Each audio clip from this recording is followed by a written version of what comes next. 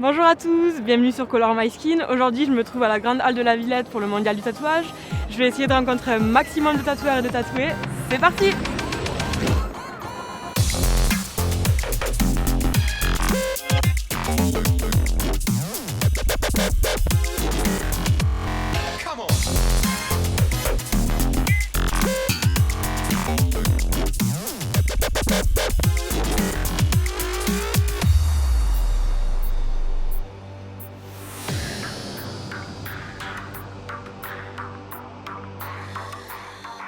Ludo de GGN. I'm Anthony Fleming. Sadou, Andy Elder. Emery, I'm Nobu, we sauvé. Appel Guichot, Laura Amar. je m'appelle Dimitri. Elvata, je suis tatoueur polynésien. Moi c'est Mr Benji de Bruxelles, boucherie moderne, une vieille boutique qui a lancé un peu le mouvement du graphique, tout ça. On était quand même un peu pionniers là-dessus. Toute la mode du pixel, de ramener plus de l'art dans le tatou et quelque chose un peu neuf. On reste quand même dans un esprit un peu fait à la main. Maintenant on fait du tampon, de la sérigraphie. On est très contents d'être là, il faut passer nous voir. Place du jeu de balle, Ok. magnifique. Les filles sont belles et la bière est bonne. Moi je serais plutôt en couleur, plutôt new school, plutôt BD, plutôt japonais à l'occidental, un peu revisité, encore une fois, moins rigoriste dans le style classique. Vous faites aussi des tatouages sur cuir? Alors oui, c'est une autre manche.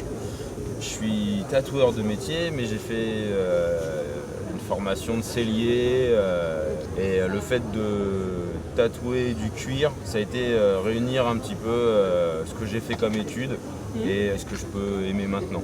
En gros, c'est du tatou post-mortem. Si on prenait les gens de l'assemblée là qui sont énormément tatoués et qu'on les tannait, on pourrait faire ça. Ça serait un peu déplacé. Mais c'est un procédé qui, moi, me plaît beaucoup. Just work hard. Just concentrate on your own sort of work. Look at real life references. Just look, as I said, real reference. I like just look on the internet for different angles of whatever I'm doing. So if I'm doing a rose, for example, just have a look at like how a rose is composed and work from that sort of thing. I think this is one of my favourite conventions I've ever been to. Everyone seems really happy and you know, it's a good atmosphere. J'ai ouvert une boutique il y a 1 an qui s'appelle le Holzer Tattoo Club, après avoir bossé 4 ans chez Arcampus. Il y a un côté un petit peu graphique, mais c'est pas du graphisme pur. J'ai des compositions aussi, des dessins qui sont assez traditionnels. J'ai pas mal de calligraphie et de mélange de typographie. J'ai croisé le chemin de Roberto, qui était le patron d'Arcampus à l'époque, qui m'a proposé un beau projet, parce que j'ai fait un livre qui a retracé un peu l'histoire de la boutique sur 4 ans. Et on va dire en échange, le deal était que je devienne son apprenti. J'ai eu la chance de tomber pour moi à la meilleure place que je pouvais trouver sur Paris, parce que c'est un peu plus qu'un shop, c'est une vraie famille. Je travaille à Sang-Bleu depuis la création du salon, qui a été créé par Maxime Buchy. Sang-Bleu, avant, c'était un magazine qui avait été créé il y a une dizaine d'années. Ça fait quelques années que j'ai commencé à expérimenter avec ça et j'ai fait un apprentissage un peu plus sérieux avec Maxime. Et vous avez un tatouage, sur vous, qui signifie quelque chose de particulier ou qui vous touche personnellement? J'ai beaucoup de tatouages que j'apprécie pour différentes raisons. Quand j'ai commencé à me faire tatouer, je pensais beaucoup à la symbolique et plus ça va, c'est juste purement esthétique. Et après, je commence à manquer de place entre guillemets, donc il faut que je réfléchisse un peu plus. Je sélectionne un peu plus. Oui, j'imagine. Duncan, j'ai commencé à me faire tatouer par lui il y a 2 ans, je pense. Il travaille à Into You à Londres. C'est un peu une légende du tatouage. Quand tu es tatoueur, donc tu viens tatouer sur la convention, mais tu n'as pas le temps d'aller voir tous les exposants. Et là, ça te permet de pouvoir prendre contact avec plusieurs tatoueurs et de voir plusieurs techniques, plusieurs façons de travailler. Et là, oui, c'est plaisant, quoi. Moi, le style, c'est plus noir et gris, un peu, tu vois, tout ce qui est plus assez morbide. On a chacun un peu notre style. Et ce qui te permet, dans une convention comme ça, c'est de voir justement plein de styles et voir les façons de travailler. Les gars qui travaillent en couleur, ils ont différentes façons de travailler avec la machine. Et tu dis en essayant, peut-être que ça m'apportera un plus pour moi dans ma technique. Tu vois, parce que dès l'instant où tu évolues plus, je pense qu'il faut poser les machines.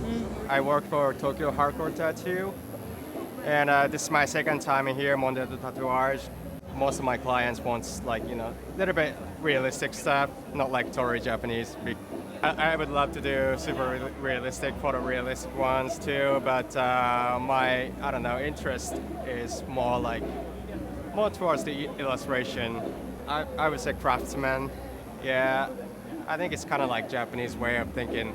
Yeah, I prefer to call myself not a tattooer, more like tattooist or tattooer. Yeah.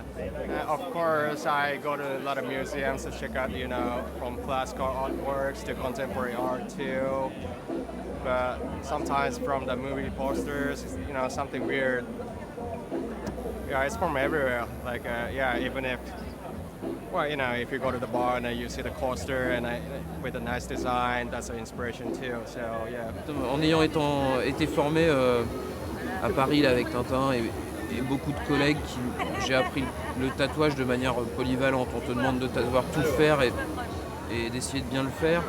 Le japonais permet d'emmener sur des grosses pièces, permet d'attaquer plein de sujets colorés, noir et blanc, terribles ou plus doux. Et c'est quelque chose que j'affectionne particulièrement. Ouais. Tu penses pas du salon du tatouage et du mondial du tatouage?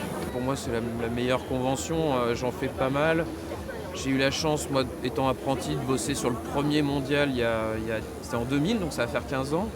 Et je trouve que c'est le fait que ce soit Tintin qui s'en occupe, c'est vraiment la même chose. Un bel événement pour le public, pour les tatoueurs. Tout le monde y trouve son compte et j'ai beau en faire pas mal des conventions, c'est ce qui se fait de mieux. Ouais. Ça fait 3 ans que j'ai mon magasin, ça fait entre 4 et 5 ans que je tatoue vraiment tous les jours et depuis que j'ai 18 ans, je bosse dans le tatou. J'en ai 26 aujourd'hui. Voilà, donc j'ai enfin réussi à trouver ce que je voulais faire dans le tatou, donc je me suis lancée dans le réalisme. Très coloré, de préférence très féminin. Et puis si ça se mange, c'est mieux. Ouais, beaucoup de cupcakes, beaucoup de gâteaux, très floral aussi, je fais beaucoup de fleurs. Bizarrement, au départ, c'est pas forcément ce que je voulais faire, mais j'ai toujours quand même été vachement attirée par le côté technique du réaliste. De fil en aiguille, je me suis retrouvée, d'encre en aiguille, on va dire. Je me suis retrouvée à vouloir faire ça. D'accord. Toi, tu as un tatouage sur toi, si tu veux en parler, qui te touche particulièrement ou que tu as fait J'ai ma petite sœur qui m'a tatouée pour la première fois de sa vie, elle est pas du tout tatoueuse. Ah d'accord. Et voilà, donc j'embête vraiment mes 2 autres sœurs pour qu'elles m'en fassent un. Et c'est vraiment un échange plus sentimental. Voilà, elles sont là pour toujours, moi ça me va. Mes spécialités, je fais beaucoup de tatouages, d'inspiration de bande dessinée, comics, etc.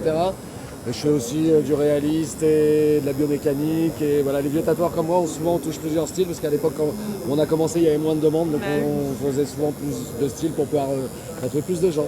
Et puis après, il y a des tatoueurs qui vont se spécialiser des fois dans certains styles. Et puis après, il y en a qui continuent à faire plein de styles différents. D'accord, ok. Voilà.